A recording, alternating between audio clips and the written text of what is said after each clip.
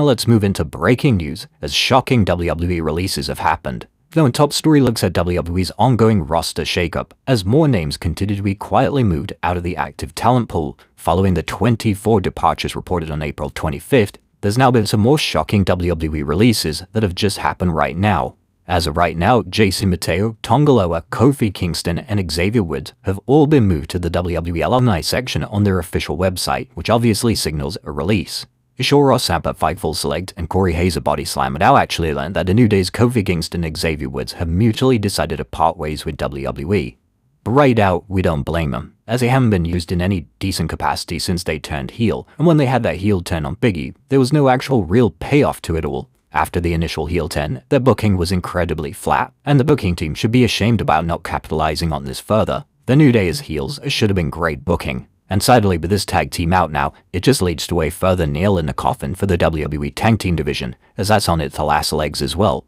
According to Fightful Select, the release was met with shock among WWE wrestlers, many echoing the sentiments that they believe both men were WWE lifers, especially Kofi. However, that was quickly followed up in numerous cases with the belief that nobody is a WWE lifer anymore. And moving on, if both stars actually end up in a new promotion, Fightful Select cleared up what they can and can't use. Kofi Kingston will still be able to use the Kofi portion of his name, considering it's his birth name. He will likely not be able to use Kingston. Xavier Woods is a name owned by WWE, but he's worked to establish the Austin Creed name outside of WWE programming.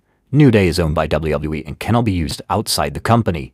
Now, obviously, the main reason behind these releases is so that TKO can show that they're a profitable company. And even though this is a mutual decision, it will look good on the TKO books. According to Fightful Select, those who spoke to claimed TKO tasked WWE with shedding millions of dollars in payroll, which led to a huge set of releases and departures over the last week.